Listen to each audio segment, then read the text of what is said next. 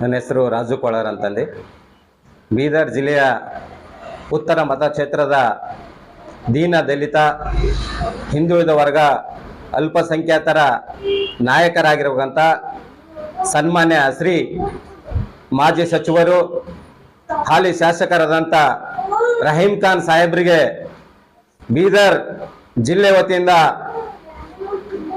ಮಂತ್ರಿ ಸ್ಥಾನವನ್ನು ಮತ್ತೆ ಕೊಡಬೇಕಾಗಿ ಕಾಂಗ್ರೆಸ್ ಸರ್ಕಾರದಲ್ಲಿ ನಮ್ಮ ಬೀದರ್ ಜಿಲ್ಲೆಯಿಂದ ಮನವಿ ಇದೆ.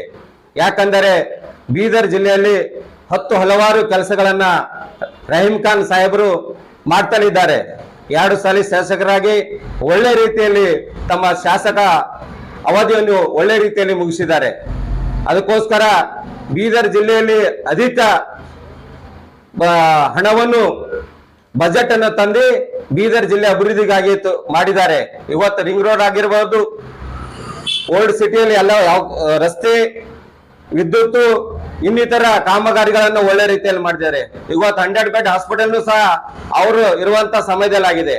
ಅದೇ ರೀತಿಯಲ್ಲಿ ರಹೀಂ ಖಾನ್ ಸಾಹೇಬರು ಒಳ್ಳೆ ರೀತಿಯಲ್ಲಿ ಬೀದರ್ ಜಿಲ್ಲೆಯ ಉತ್ತರ ಕ್ಷೇತ್ರದಲ್ಲಿ ಅಭಿವೃದ್ಧಿಗಾಗಿ ಹಗಲಿರುಳು ತನ್ನ ಶ್ರಮೆಯನ್ನು ಪಟ್ಟು ತನ್ನ ಜನರನ್ನ ಒಳ್ಳೆ ರೀತಿಯಲ್ಲಿ ನೋಡ್ಕೊತಲಿದ್ದಾರೆ. ಅದಕ್ಕೋಸ್ಕರ ಇವತ್ತು ನಾವು ಬೀದರ್ ಜಿಲ್ಲೆಯಿಂದ ಅವರಿಗೆ ಒಂದು ಮನವಿ ಮಾಡ್ಕೊತಾ ಇದ್ದೀವಿ. ಕಾಂಗ್ರೆಸ್ ಪಕ್ಷದವರಿಗೆ, ರಾಜ್ಯ ಅಧ್ಯಕ್ಷರಾಗಲಿ ಹಾಗೂ ಮತ್ತೆ ಮುಖ್ಯಮಂತ್ರಿಯನ್ನು DK ಶಿವಕುಮಾರ್ ಅವರಿಗೆ ಮಾಡ್ತಾ ಇದ್ದಾರೆ. ಅವರಿಗೂ ಸಹ ಮನವಿ ಇದೆ.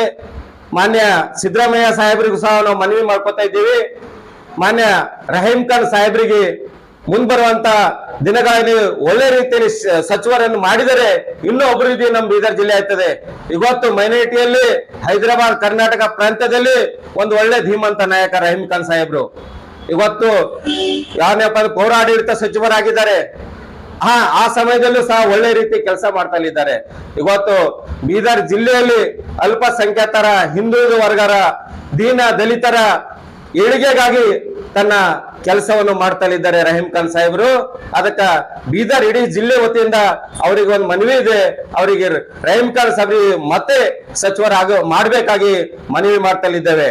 ಅದೇ ರೀತಿಯಾಗಿ ಇನ್ನೋರ್ವ ಭಾಲ್ಕಿ ಶಾಸಕರು, ಮಾಜಿ ಸಚಿವರು ಆಗಿರ್ತಕ್ಕಂಥ ಈಶ್ವರ್ ಖಂಡ್ರೆ ಅವರಿಗೆ ಉಪ ಮುಖ್ಯಮಂತ್ರಿ ಸ್ಥಾನವನ್ನು ಕೊಡಬೇಕು.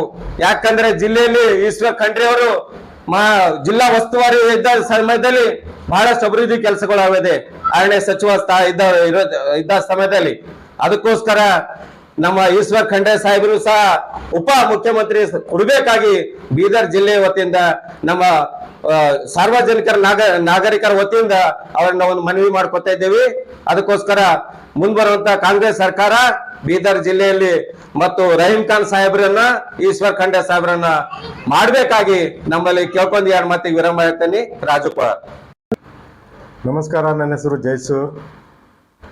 ನಮ್ಮ ಕಲ್ಯಾಣ ಕರ್ನಾಟಕದ ಅಚ್ಚುಮೆಚ್ಚಿನ ರಹೀಂ ಖಾನ್ ಸಾಹೇಬರಿಗೆ ಮುಂಬರೋ ದಿನಗಳಲ್ಲಿ ಹಾಗೆ ಕಂಟಿನ್ಯೂ ಆಗಿ ಸಚಿವರಾಗಿ ಮುನ್ನಡೆಸಬೇಕಾಗಿ ನಮ್ಮ ಹೊಸದಾಗಿದ್ದಂಥ CM ಅವರಿಗೆ ಮನವಿ ಕೊಡ್ತೀವಿ.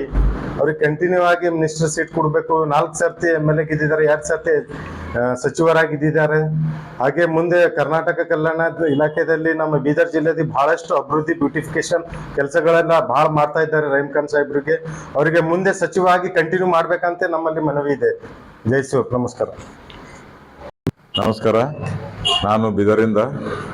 ಕರ್ನಾಟಕ ಕಲ್ಯಾಣ ಇದು ಹಿಂದುಳಿದ ವರ್ಗ, ಹಿಂದುಳಿದ ಪ್ರದೇಶ.